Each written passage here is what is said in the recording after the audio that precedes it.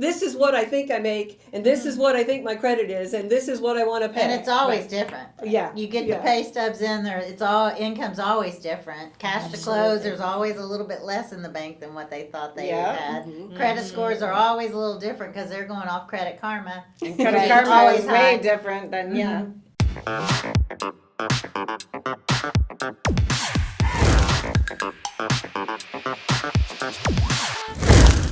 Welcome to another edition of Mortgage Chicks with Hot Tips. Today we're going to be talking about a discussion with what is the difference between pre-qualification, pre-approval, and a TBD. I'm not even sure. What is a TBD? A pre-qualification, that is where a customer calls you on the phone and says, hey, I want to buy a house for $400,000. My bank tells me my credit score is 650 and I make $40,000 a year and I have no money to put down. Honest to God call I got this morning. That could be a little bit of a struggle. And I don't want you to pull my credit. Yeah. And don't pull my credit. But a pre-qualification simply is a phone conversation, just talking to someone, gauging with them, what kind of income do you have? Do you know what your credit score is? What price range are you looking for? How much assets do you have? We don't put anything in writing with a pre-qualification. It's a general conversation to make a borrower feel good about themselves. Then you actually need to pre-approve them. So when a client is pre-approved, we actually take the application, we pull credit, we put it in writing, we check interest rates, debt to income ratios, make sure they have enough funds for closing. We'll ask for the documentation up front, pay stubs, bank statements, W-2s, and review them. And then what we'll do as a lender is we run it through the decision engine, and if we get an approved eligible, we can offer a pre-approval letter. But there's a little asterisk here because I personally do not give a pre-approval letter for a self-employed borrower till I've analyzed their tax returns. For sure. Absolutely. It's just Don't a do it. nightmare to do Totally that. agreed. You can't because they have the opportunity, and most do, write everything off. Right. So you have to analyze someone's tax returns as self-employed. Right, and sure. they look People- at their income as that top number, Right, and correct. they don't realize we look at that bottom one. After expenses, Yes. right. After you write everything off. It's Right. not good. Well, and we're protecting our real estate partners, we're protecting our borrowers when we do this from going and looking out of their price range for a home they can't afford the monthly payment, they don't have the funds to close. Anything after that home doesn't compare. So it's imperative that they do the pre-approval process up front, and now in Before. today's market, having the pre-approval letter. But TBD, even better, trumps all of that, which is what we do here at VanDyk. And because it's rare. Not many lenders out No. there are doing TBDs, Right. so it's a great so thing. important. And it is a TBD? To be determined. So we are going to send a file to under processing and underwriting without a contract. We collect the income documentation, we collect the asset documentation, we review the credit, and we have an underwriter be the second set of eyes and give a commitment letter. It's as close as a cash offer could possibly be.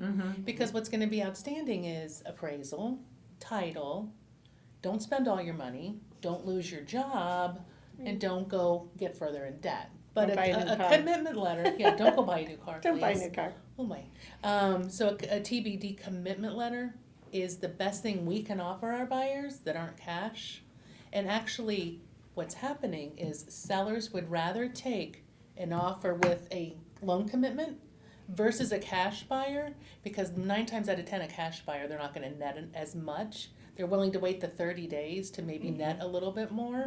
So cash isn't king like it used to be. It's true. Early on in this whole pandemic. Now these TBDs are making a huge difference. So if you're in a bidding war with several other buyers and they're all financed, this puts that buyer head and shoulders above everyone else because we already know their income has been looked at, not only by us, but by the underwriter. Their assets, the same thing. So the biggest part of the process is done. So, I mean, if I was a Stuff is out seller, of the way. right, you'd consider that the same way. And it really allows our buyers to get back in the game. Oh, it absolutely does. And then what we all do is we all reach out to the listing agent and we say to them, hey, ABC buyer, we have a commitment letter. This is what commitment letters, an underwriter's already reviewed it. Makes such a difference in the world. when Yeah, you the have listing all these- agents are gonna definitely go for that above just a pre-approval Approval letter. Yeah, and they love when, the listing agents love when we call them. We're proactive when they call them. We call them before they call us. Mm-hmm. It's huge. Yes, it Right. is, in And then this they market. I know. And I they always like to feel- say, because we get the buyers who say, well, what do I need? I always like to call it the power of two. 2 years tax returns, 2 months bank statements, 2 pay stubs. So, it's really easy. A lot of people are like, oh my God, this is going to take forever to be able to do this. But I know you can get a pre-approval done very quickly. I've been happy to do so. Right. We have to. We have to.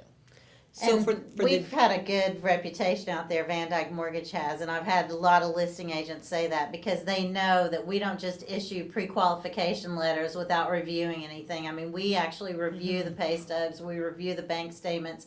So when we issue a pre-approval, if for some reason we don't have the time to do the TBD, which takes about 2 weeks, if these people are putting in an offer quickly, it's just we've reviewed everything. I won't issue a pre-approval letter without having reviewed all the docs. We'll see. So just to kind of recap, what's really important that I don't think a lot of buyers understand, and even some realtors don't understand, that a pre-qualification is simply, gosh, you put it so well, Stacey, it's a conversation. Right. Right. It's, this is what I think I make, and this is what I think my credit is, and this is what I want to pay. And it's always different. Yeah. You get Yeah. the pay stubs in there. It's all income's always different. Cash to close, there's always a little bit less in the bank than what they thought they Yeah. had.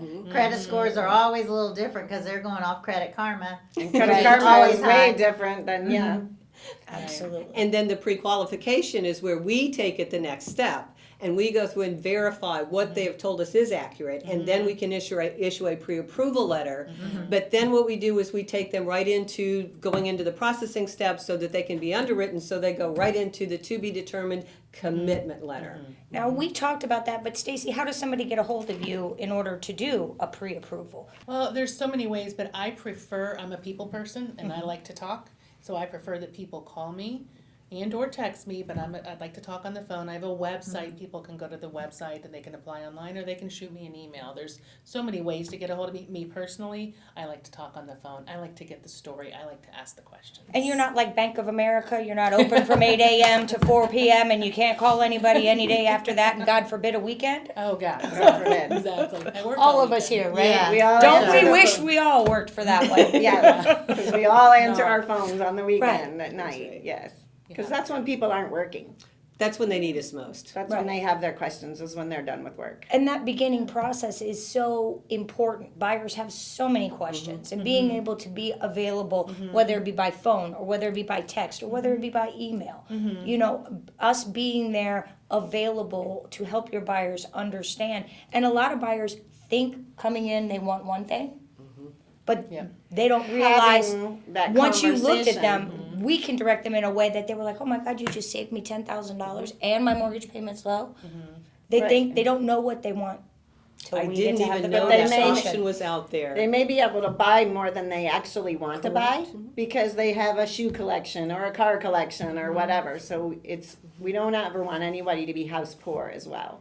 And that's why it's so important, like To have the Stacey said, to have conversation. the conversation. The interview. Because we the don't know if they first like phone buying call their is the most purses, important. instead if they don't want to pay Well, their and mortgage how about every the month. people that they say, oh, my credit's terrible and I can't qualify for anything, and then you pull their credit and it's good. It's Exactly. enough for All a the time. mortgage loan. Yeah. Yeah. I would say all more the often time. than not, the ones who come in bragging about their credit, it's never as good as they think, and the ones who are always worried the most, it's always better than what they Right, think. So, yeah. Well, you the know, interesting part too is that many people think you need 20% down.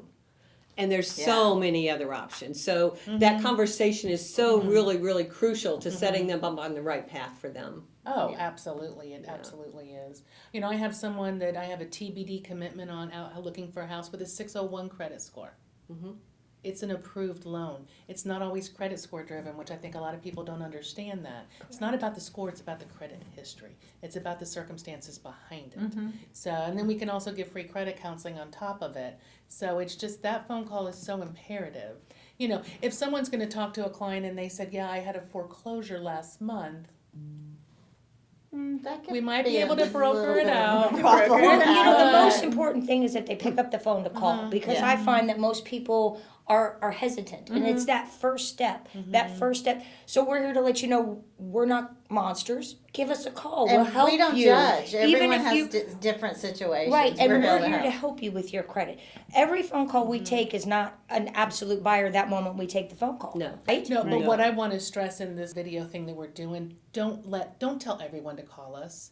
If they don't have a job and they have, no money, like please, Correct. they need to do a little screening. Right. Realtors do. And we But I have just- no scores as well. If Right. you also, if you're paying your cable bill, your phone bill, your insurance, or your stuff that may not show up on the credit, you can also do a no score, which we actually work and build a score for you.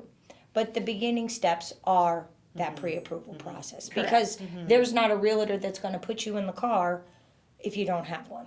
Right, ladies? Right. So today's market, it's crucial to start with that pre-qualification conversation that then leads to the pre-approval that goes right into the to-be-determined commitment.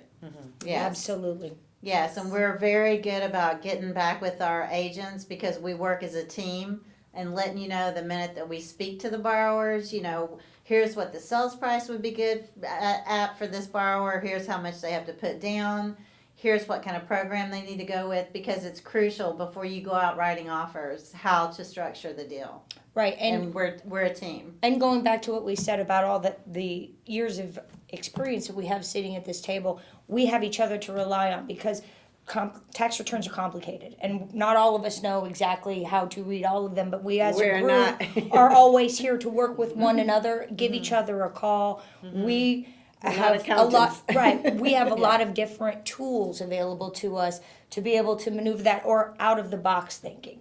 So, and we've got a So table true. full again, just having that conversation, getting those documents to us, letting us lay out a plan. So when they're ready to reach out and jump into that field of buying a house through financing or just looking at a mortgage, the first thing they want to do is call either Cindy Walker. Elizabeth Hole. Diana Harvey. Stacey Van Schenck. Kim Harestad. You've heard another episode of Mortgage Chicks with hot tips. Hope we were able to learn some great tips about pre-qualification, pre-approval, and TBD. See you next week.